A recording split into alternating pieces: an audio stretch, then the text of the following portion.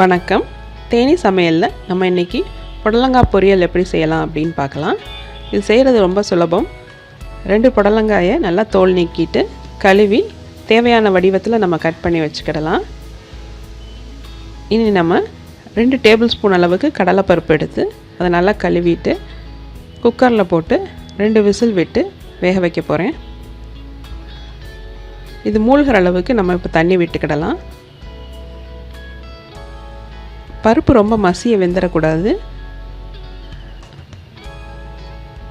2 whistle விட்டு 2 நிமிஷம் சிம்மரில் போட்டுட்டு நான் இறக்கிட்டேன். இந்த மாதிரி முழுசாக இருக்கும் பருப்பு, ஆனால் வெந்திருக்கும். இனி குக்கரில் தேவையான அளவு நல்லெண்ணெய் விட்டுக்கிடலாம். எண்ணெய் காஞ்சதும் அதில் கடுகு பொரிஞ்சதும் நம்ம உளுந்தம்பருப்பு சேர்த்துக்கிடலாம்.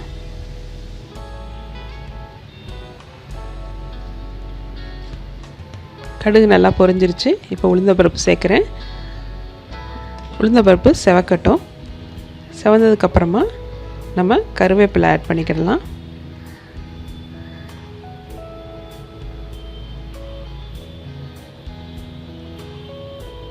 கருவேப்பிலை நல்லா பொரிஞ்சதுக்கப்புறமா நம்ம அறுத்து வச்சுருக்கிற சின்ன வெங்காயம் கொஞ்சம்,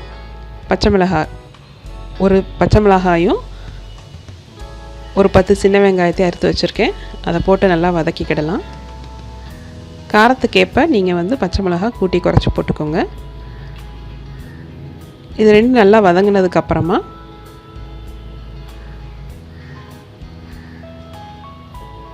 நம்ம அறுத்து வச்சுருக்கிற புடலங்காயையும் இதோட சேர்த்துடலாம்.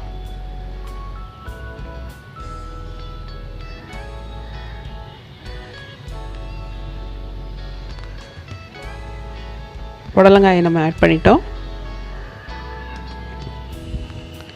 இதை நல்லா அந்த வெங்காயம் பச்சை மிளகாவோட வதக்கி விட்டுருவோம்.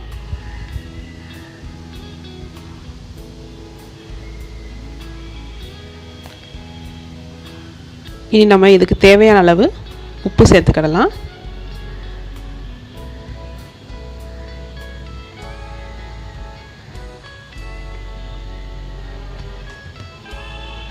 ஒரு டீஸ்பூன் மஞ்சத்தூள் சேர்த்துக்கிடலாம்.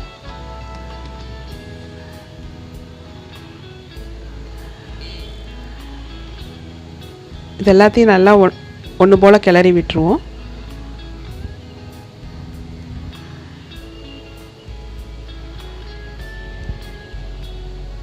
புடலங்காய் ஓரளவுக்கு நல்லா வதங்கிருச்சு.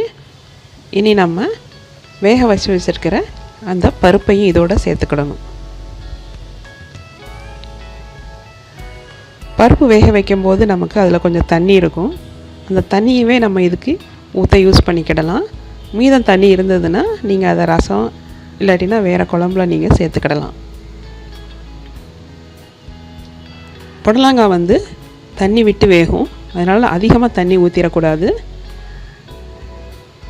நான் அந்த பருப்பு வேக வச்ச தண்ணியவே கொஞ்சமாக, அதாவது ஒரு மடக்கு மட்டும் நான் இதில் ஊற்றுறேன்.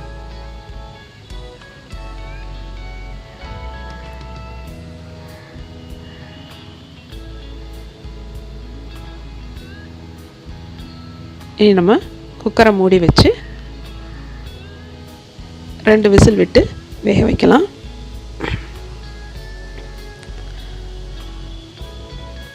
வெந்ததும் அடுப்பு ஆஃப் பண்ணிவிட்டு நம்ம திறந்து பார்க்கலாம்.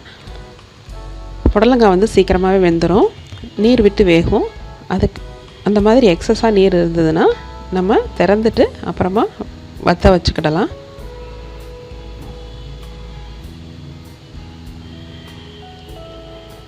நான் ஒரு 2 விசில் மட்டும் விட்டு 2 நிமிஷம் சிம்மரில் போட்டு அடுப்பு ஆஃப் பண்ணிடுறேன். இப்போ நம்ம திறந்து பார்த்தோம்னா தண்ணி ஓரளவுக்கு வற்றியிருக்கும். மேற்கொண்டு தண்ணி இருந்தால் ஒரு 2 நிமிஷம் மட்டும் வற்ற வச்சுட்டு அதுக்கப்புறம் நம்ம தேங்காய் பூ ஆட் பண்ணிக்கிடலாம். தேங்காய் பூ மீதம் இருக்கிற அந்த நீர் சத்து எல்லாத்தையும் எடுத்துரும்.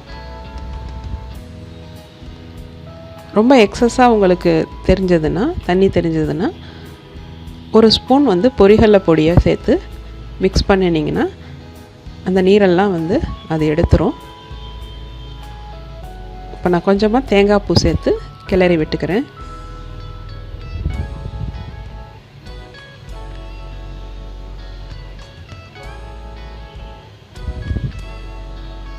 இப்போ நமக்கு புடலங்காய் பொரியல் ரெடி ஆயிடுச்சு.